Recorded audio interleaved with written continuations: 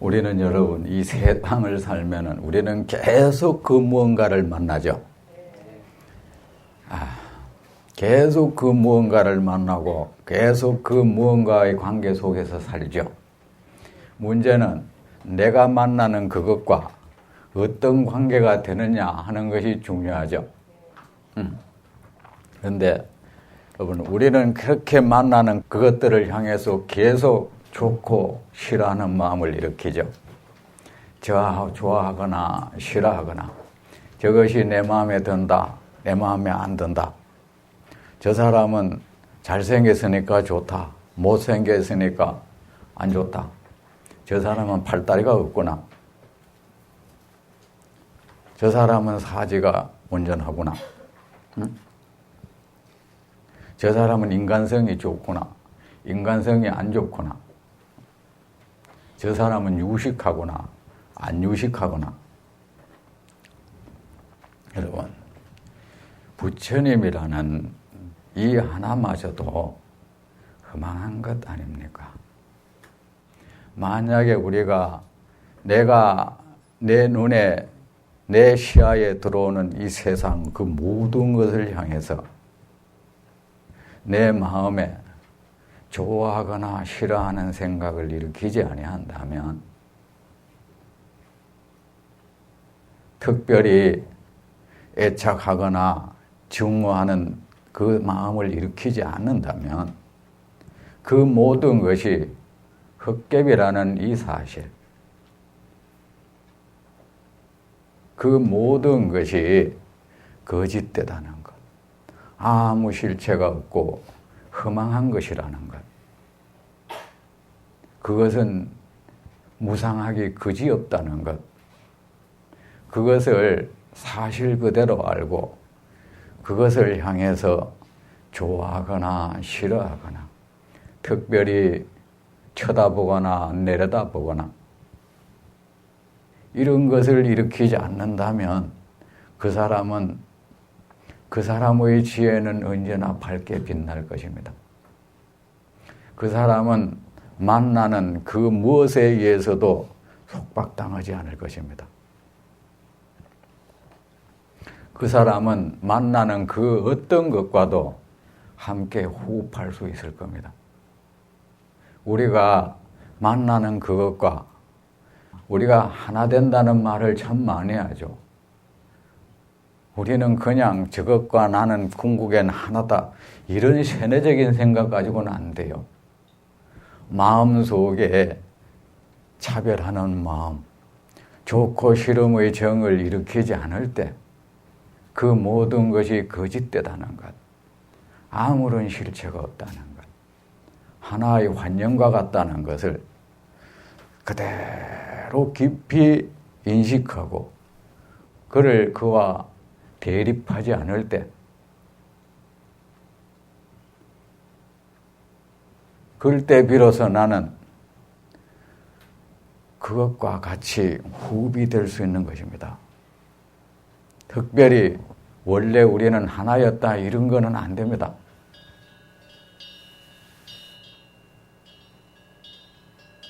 그는 그 무엇에 의해서도 괴롭힘을 당하지 않을 겁니다. 그리고 내 주위를 오색 찬란한 구름이 둘러싸거나 내 주위를 시커먼 먹구름이 둘러싸거나 하늘에서 비가 내리거나 밝게 햇빛이 쬐거나 그 모든 것은 거짓스럽다는, 변한다는 것. 이것을 정말 깊이 인식하는 사람은 이 세상에 주는 자양분을 먹고 살면서도 이 세상에 지배받지 않을 것입니다.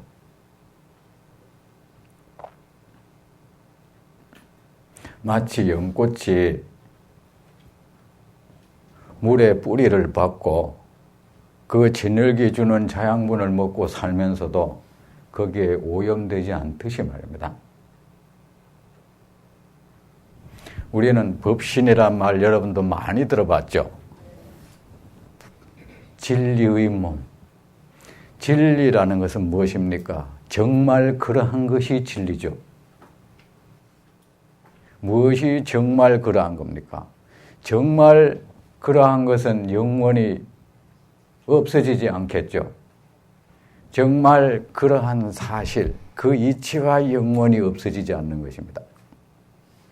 사람이 잘났거나 못났거나 선하거나 악하거나 내가 부처가 되어 있거나 일개 중생이 되어 있거나 내가 선한 사람이거나 악한 사람이거나 사람이거나 짐승이거나 남자이거나 여자이거나 그 모든 것은 하나의 사실 속에 있어 아무런 실체가 없다는 이 하나의 사실을 벗어나지 못해.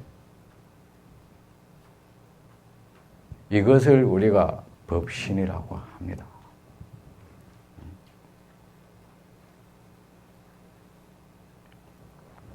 이 하나의 사실은 영원히 변치 않아.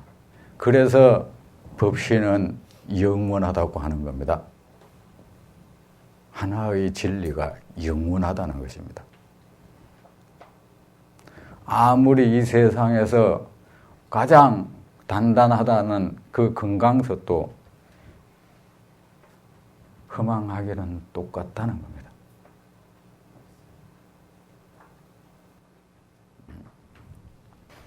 이제 법신은 영원하다 이런 말 이해가 되시죠? 20페이지 그 네 번째 줄부터 읽을 차례죠. 수보리야 그대는 열애가 스스로 존재에 대한 가르침의 말을 한 바가 생각을 한다고 말하면 아니 된다.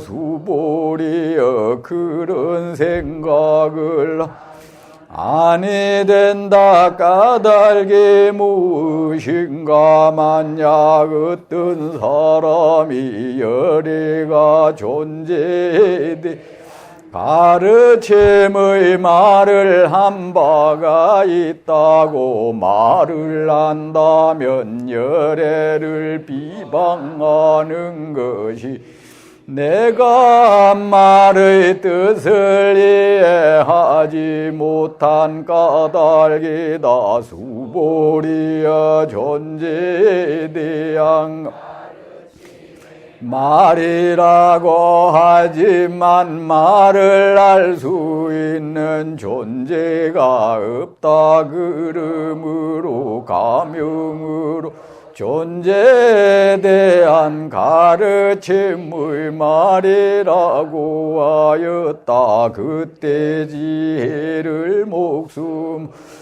여기는 수보리가 부처님께 여쭈었습니다. 세존이시 미래 세상에 이 가르침의 말씀을 듣고 믿음의 마음 중생이 있겠습니까? 부처님께서 말씀하셨습니다. 수보리 그들은 중생이 아니며 중생이 아닌 것도 아니다. 까닭이 무엇이 수보리여 열애가 말한 중생은 참된 존재로서의 중생이 아니 그러므로 가명으로 중생이라고 말하였다.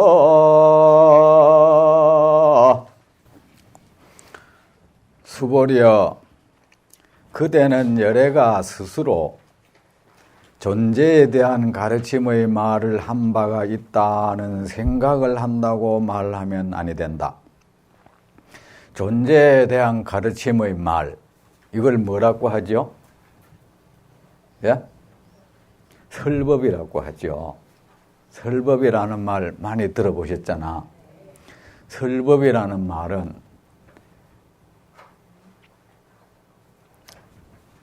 존재를 말하다, 존재를 설명하다 이 뜻입니다. 세상 모든 중생이라는 이 존재들은 또 자기를 둘러싸고 있는 그 모든 존재와의 관계 속에서 온갖 고통을 겪으면서 온갖 탐욕을 일으키고 분노를 일으키고 어리석음을 일으키고 업신여기고 의심을 하면서 스스로 고통을 부르는 그런 생각을 하고 그런 말을 하고 그런 행동을 하면서 고초를 겪고 살고 있지 않습니까? 우리 삶이 그렇죠. 왜 그러냐? 근데 이 중생들은 자기 자신이라는 그 하나의 존재, 이 세상의 중심이잖아, 전부. 그죠?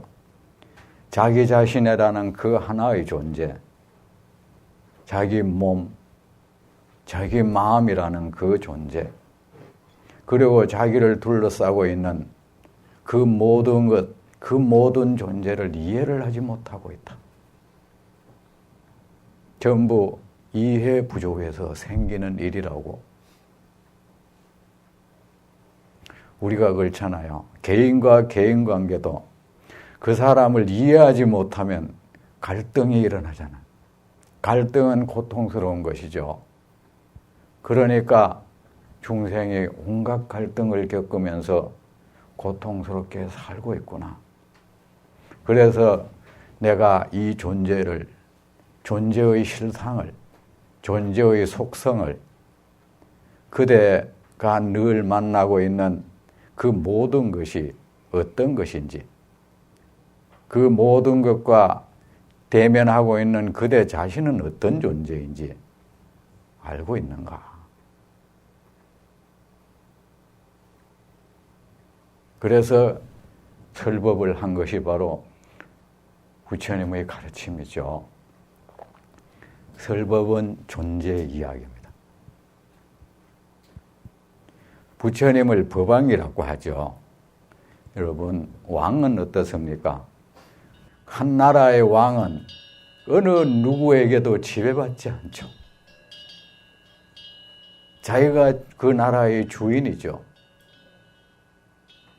이 존재를 깊이 이해하면은 그 어떤 존재에도 우리는 지배받지 않아. 그 어떤 존재에도 속박되지 않아. 그래서 그를 법왕이라고 합니다. 부처님을 법왕이라고 하죠.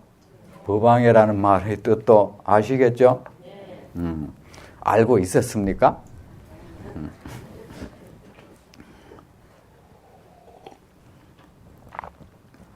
그러니까 여러분, 우리가 왜 이런 말을 하느냐 하면 부처님께서 우리는 깨달음을 얻기 위해서, 깨달음이라는 게 결국은 무엇이겠습니까? 존재를 이해하는 것이죠. 나라는 이 하나의 존재, 내 몸, 내 마음, 나를 둘러싸고 있는 세상의 모든 존재에 대해서 이해를 하는 것이 깨달음이에요. 그리고 고통이라는 하나의 존재, 번뇌, 나를 가두고 있는 세상 모든 것, 나는 내게도 갇히고 내 몸에도 우리는 구속되고 내 마음에도 구속되고 세상 모든 만나는 존재마다 우리는 구속을 당해버리잖아. 철수를 만나면 철수에게 속박되고, 영희를 만나면 영희한테 속박되고, 아무도 없으면 내 자신한테 속박되고.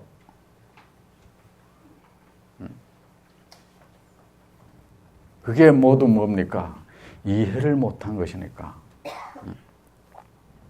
우리가 깨달음이라는 것은 존재에 대해서 깊은 이해가 일어났다는 거예요. 고통이라는 것에 대해서, 번뇌라는 것에 대해서, 이 몸이라는 것에 대해서, 이 마음이라는 것에 대해서, 나를 괴롭히는 사람, 때로는 나를 고통스럽게 하는 사람, 나에게 기쁨을 주는 사람,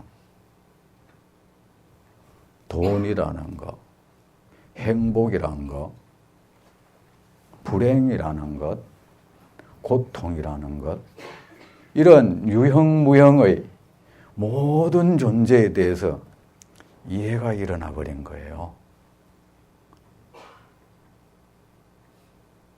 우리가 여기서 이해라고 하는 것은 뭐겠습니까? 그냥 이 뇌의 일부가 그렇다 하는 게 아니고 정말 내 모든 세포 하나하나가 그렇다 하는 겁니다. 내 의식 전부가 그렇다라고 말하는 것이 깨달음이에요. 우리는 그렇게 되지 못하잖아. 늘 어느 한쪽에서는 그렇다, 한쪽에서는 그럴까, 또 한쪽에서는 안 그래. 그러죠? 그것은 깨달음이 아니야.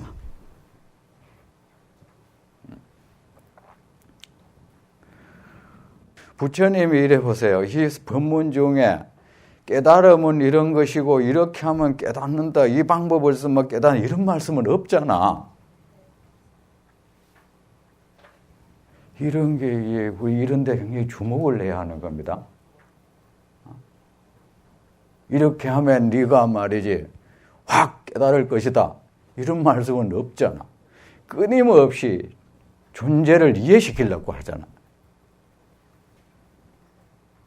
근데 우리는 뭐야? 깨달음이라는 그 어떤 무형의 세계를 만들어 놨어. 그거를 내 손 안에 놔. 그러다가 그걸 위해서 어떻게 해야 되느냐, 온갖 이론이 생겨나.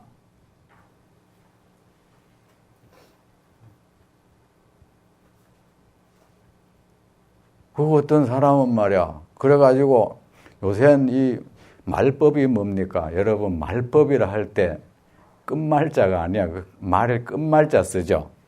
원래 끝말이라 하는 쇠퇴한다는 뜻이야, 그게. 부처님의 가르침이 쇠퇴돼 버렸다는 뜻이에요. 쇠퇴된 것은 뭐야? 중생들이 이제 그 가르침을 별로 중시 안 여기고 별로 안 따른다는 소리야. 그럼 쇠퇴된 거죠, 뭐. 응? 그 부처님 가르침은 외면을 한다. 외면하면 어떻게 되겠어요, 우리는 무엇을 모르면 모르는 데서 딱 그치는 건 아니죠. 반드시 잘못된 알미 일어나 버리죠. 모르는 데서 그냥 멈추는 일은 없죠. 모름과 동시에 잘못된 알미 일어나 버려. 그래, 이 부처님 말씀을 자꾸 안 하고 하니까 잘못된 알미 일어난 거야. 이 잘못된 알을 따라 우리는 깨달음이라는 것을 얻겠다고. 요새는 그래서 희한해, 사람들이 부처님 이 바른 가르침에는 이거는 말이야, 이런 거 나 안 배워도 배울 필요 없어 하면서 이 외도들 가르침에는 귀가 솔깃해져요. 정말 무슨 비결을 들은 것처럼. 그래서 이게 말된 거야. 그래, 이거는 외도 권속이 되어 있는 거야. 그 사실조차 몰라요. 그 자기만 그 거치한 거예요. 신도들한테 또 그걸 가르쳐. 여러분, 외도의 가르침은 처음부터 부처님이 그래서 함부로 외도와 토론도 하지 말라 해서. 왜 그런지 아십니까? 외도는 외도들의 설득력이 있어, 그것도. 우리가 그것을 잘못된 것이라고 분간할 수 있는 능력이 없어. 얘기하다 보면 거기 설득당해버려. 부처님 정도 아니면 정말 힘들어요. 예를 들어서 인도의 이 자이나교 같은 건 말이야. 제가 봐도 뭐가 이게 불교와 다른 건지 내가 모르겠어. 근데 부처님은 아니라는 거야. 우리가 병을 고치는 데 말입니다. 그 약이 정말 유사한 것은 유사한 것일 뿐이지 똑같은 건 아니잖아. 유사한 약이 병을 고칠 수는 없는 거야. 조금 다른 그것이 하나는 병을 악화시키고 어떤 그 병 자체를 더 고약하게 만들어버리고 병을 못 낫게 해버리고 그렇게 사이드 나버리죠. 그죠? 이 공부라는 거 여러분 조심해서 해야 하는 겁니다.